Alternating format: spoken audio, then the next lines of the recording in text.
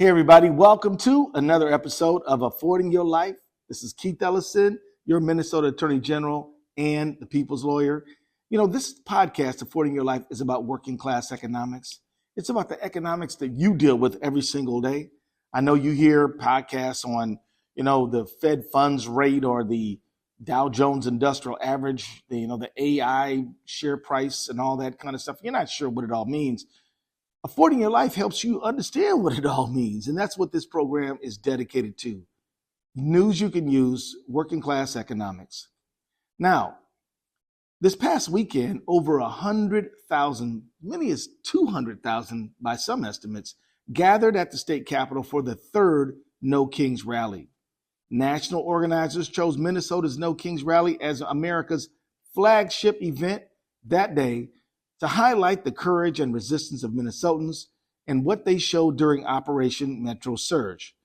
And we inspired the entire country and around the world. I wanted to share my full remarks with our listeners, so here you go.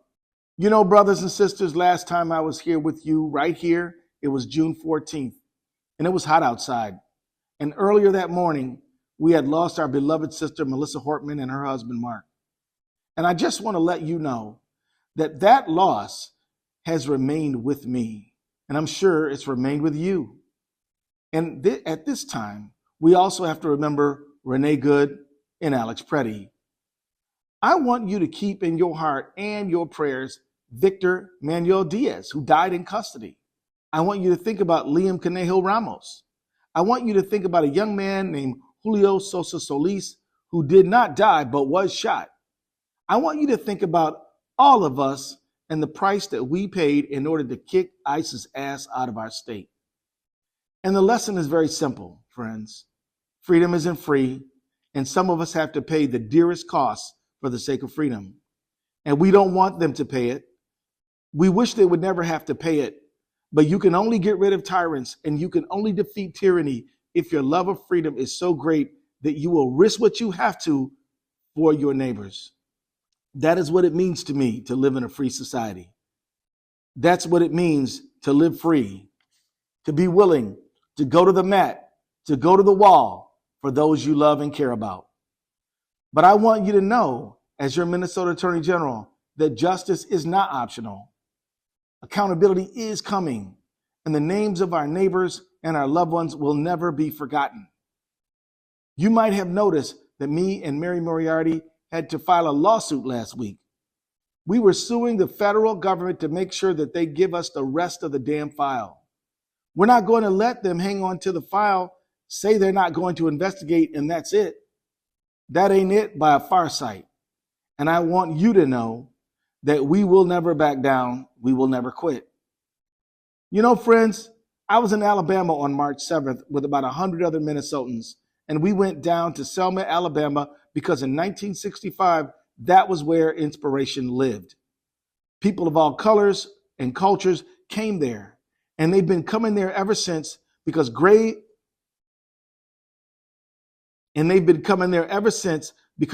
Americans stood up for the right for all Americans to vote. And by that August, we passed the Voting Rights Act. And by that October, we passed the immigration bill that allowed people to come to America who are not from Northern Europe. Did you know that? So we call it Bloody Sunday, and people were injured, and some people like Viola Liuzzo and Reverend James Reeb didn't survive that interchange. They didn't make it. Thugs and killers and racists killed them. But we still fought for everybody to vote, and everybody's right to come to America. And we won those rights. And now, friends, all of those rights are under attack right now. Every right we fought and won is under attack right now. And in Alabama, those people, when I told them I was from Minnesota, I said proudly, I'm from Minnesota. They all applauded. Not for me, but for you. Because in 2026, inspiration lives in Minnesota. If you want to stand up for justice, if you want to be inspired by the noblest and best ideals of all humanity, if you want to stand up for justice, if you want to be inspired by the noblest and best ideals of all humanity, you've got to come to Minnesota. You might have to stop and spend time at the memorial of Alex Preddy on East Street on Nicollet. You might have to go over to Portland to the memorial for our dear beloved sister Renee.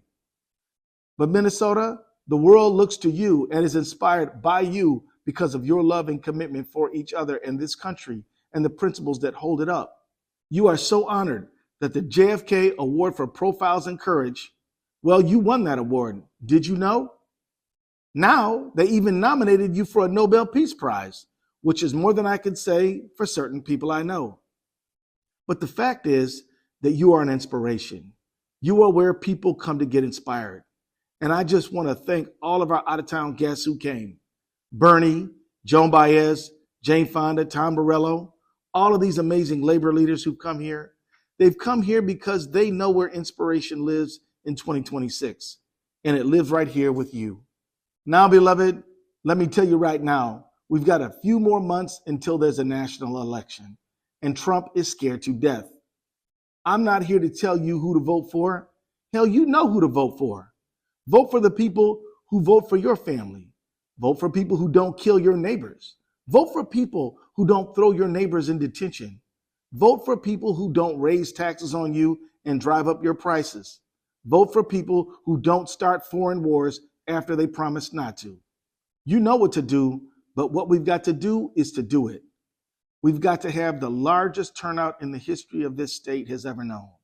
We're the number one turnout state in the country already, but we've got to convert this great energy into electoral success. The bottom line is that there's a lot of ways to push back on a tyrant. One of them is to sue. I do it all the time. I did it 57 times. Another way is to do street activism, protest, demonstration. Another one is art, but another one is voting. And please don't discount that one. That one will be important. In part, we got into this mess because of an election, and we're going to help get ourselves out of it through an election. Now, let me wrap this up by saying that we've got to be real clear. It wasn't just the election that got us here. It was a set of decisions made over the course of the last many decades where some leaders in both parties, my friends, did not put the working class people of America first. And we've got to say that we absolutely demand free and fair elections and will stand for them. We've got to demand leaders who will stand up for democracy. We've got to demand to keep dark money out of these elections. And we've got to demand that these giant companies that love to merge with each other all so they can screw us out of our money get stopped. We've got to stop this merger mania. We've got to demand a free and fair economy. We've got to get collective bargaining going again. We've got to raise the minimum wage. We've got to have universal single-payer health care for all, because it won't do just to get rid of one bad guy and then 4 years later get another one, because we haven't done what we needed to do to solidify shared prosperity in America. So, beloved, let me just say as I wrap, I want us to think about a new birth of freedom for this country. I want us to look past Trump and into the society that we dream about, where we have prosperity, peace for all in this time. And God bless everybody.